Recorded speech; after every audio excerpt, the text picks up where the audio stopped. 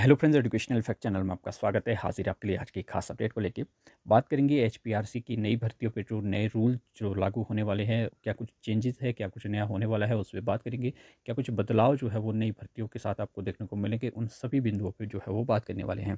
कुल 16-17 बिंदु है जिस पे हम बात करने वाले हैं। तो आप देख सकते हैं यहाँ पे एचपीआरसी भर्ती नियमों में बदलाव। सबसे पहली बात तो ये है कि जो भी आपका एग्ज़ाम होगा वो आपका सीसीटीवी निगरानी में होगा। तो ये एक अच्छी बात है। इससे हो सकता है कि काफ़ी हद तक जो है वो इस तरह की जो भी मिसहैपनिंग्स जो होती थी वो ना हो।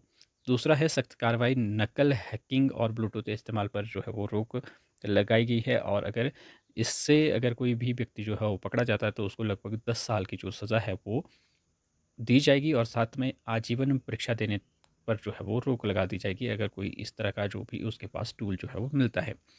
थर्ड है आपका प्रश्न पत्र सुरक्षा के लिए प्रश्न पत्र एवं उत्तर पुस्तिकाएँ डबल लॉकर वाले स्ट्रॉन्ग रूम में जो है वो 24 घंटे निगरानी में रहेगी। तो ये भी एक नया जो है वो रूल इम्प्लीमेंट किया गया है। एडमिट कार्ड की बात करें तो जो आपके एडमिट कार्ड होंगे अब उसमें जो है वो क्यूआर कोड और बार कोड जो है वो होंगे। तो जैसा कि आप देख भी पाएंगे अब जो है बहुत सारों ने स्टार्ट भी कर दिया है। तो जो एचपीआरसी भी एडमिट कार्ड जारी करेगा उसमें भी आपको क्यूआर कोड बार कोड जो है वो नज़र आएंगे। सुरक्षा प्रणाली की बात करें तो परीक्षाओं से संबंधित जानकारी जो है वो आपको एसएमएस या फिर आपको कॉल के माध्यम से जो है वो दी जाएगी। ईमेल के माध्यम से, सॉरी, कॉल के माध्यम से नहीं, एसएमएस और ईमेल आपको आएगी। तो वो आपने चेक करना है, वहाँ पे अपडेट आपको दे दी जाएगी। ऑनलाइन प्रक्रिया की बात करें तो विभागों को प्रस्ताव ऑनलाइन भेजने होंगे। जो भी आपकी रिक्वेजिशन है वो आपकी ऑनलाइन जो है वो जाएगी।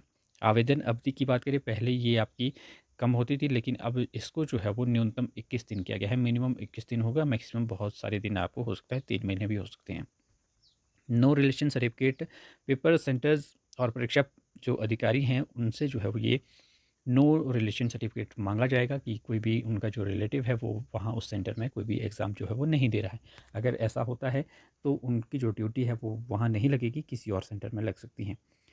आगे बात करें तो फिर है कम उम्मीदवार के लिए ये अच्छी बात है एक। तो ये है कि अगर कम एप्लीकेंट होंगे किसी जॉब के लिए तो वहाँ पे ओएमआर शीट से जो है वो एग्ज़ाम लिया जाएगा, ना कि सीबीटी से। वैसे तो ये उल्टा होना चाहिए था। जो छोटे-मोटे एग्ज़ाम हैं वो अभी स्टार्टिंग फ़ेज़ पे सीबीटी से करवा लेने चाहिए थे, लेकिन जो बड़े एग्ज़ाम हैं जिसमें कि आप देखेंगे टीजीटी, जीपीटी के जैसे जिसमें कि आपके 60-70 हज़ार है, अगर जीओ वगैरह निकल जाते हैं तो उसमें लाखों कैंडिडेट अप्लाई करेंगे, उसमें ज़्यादा प्रॉब्लम आने वाली है। तो लेकिन चलो ठीक है, जो भी है। तो ऐसा रूल बनाया गया है अगर कम एप्लीकेंट होंगे, क्योंकि इसमें खर्चा जो है वो ज़्यादा आ जाता है, इस वजह से भी ये शायद रखा गया है। तो उनका जो एग्ज़ाम है वो ओएमआर बेस्ड होगा, बाकी जो आपका सीबीटी चलेगा। नामकरण की बात करें, अब आयोग का नाम केवल हिमाचल प्रदेश राज्य चयन आयोग होगा, ये भी आपको पता है। प्रमाण पत्र दिखाना अनिवार्य हो, ओबीसी, ईडब्ल्यूएस और बीपीएल सर्टिफिकेट आवेदन की अंतिम तिथि और दस्तावेज सत्यापन पर दिखाने होंगे। तो ये तो चलो पहले भी ऐसा ही होता था। कैटेगरी सुधार के लिए गलत कैटेगरी भरने पर केवल तय समय में ही सुधार का मौका जो है वो दिया जाएगा। उसके बाद जो है वो आपका कैटेगरी में भी कोई बदलाव जो है वो आप नहीं कर सकते हैं।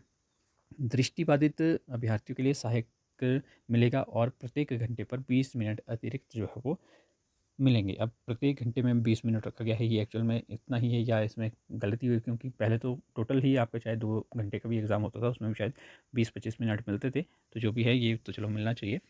फिर है आपका बाहर के राज्यों से आरक्षित जो वर्ग होंगे वो आपके जनरल कैटेगरी में काउंट किए जाएंगे। ये वैसी अदर जगह में भी ये ऐसा ही होता है, तो यहाँ पे भी ऐसा ही होगा। फिर बात करें भर्ती विज्ञापन की, तो भर्ती विज्ञापन आपका हिंदी और अंग्रेजी अखबारों में जो है वो प्रकाशित होगा। बाकी जो ऑफिशियल वेबसाइट पे जो आपको मिलता है वो तो आपको मिलेगा ही। जिम्मेदारी, उम्मीदवार की शैक्षणिक संस्थान की मान्यता जांचना उम्मीदवार की जो है वो जिम्मेदारी होगी। और प्रश्न पत्र और जो आपके उत्तर पुस्तिकाओं का जो रिकॉर्ड है वो कम से कम 1 वर्ष तक जो है वो सुरक्षित रखा जाएगा। और साथ में इसमें एक पॉइंट ये भी है कि जो आपका वेटिंग लिस्ट है वो भी अब ज़्यादा उसमें वेटिंग लिस्ट में नहीं रखे जाएंगे। 15% कैंडिडेट जो है वो ही इसमें जो है वो रखे जाएंगे वेटिंग लिस्ट में, क्योंकि पहले जो है बहुत लंबी चौड़ी वेटिंग लिस्ट जारी कर दी जाती थी। उसमें तो होता वैसे कुछ नहीं था, फालतू में ही जो कैंडिडेट हैं उनके मन में चोट ही लगती थी, उससे बाकी होता है नहीं था। क्योंकि अगर आप की टोटल ही वैकेंसी मान लीजिए 500 है, अगर आप वेटिंग लिस्ट 5000 की निकाल देंगे, सॉरी 5000 भी नहीं, अगर 500 की ही वेटिंग लिस्ट निकाल देते हैं तब भी उतना नंबर नहीं आते हैं वेटिंग लिस्ट में। हार्डली अगर आपकी 500 वैकेंसीज है तो 100-120 कैंडिडेट तो ज़्यादा से ज़्यादा जो है वेटिंग लिस्ट से नंबर आ सकता है।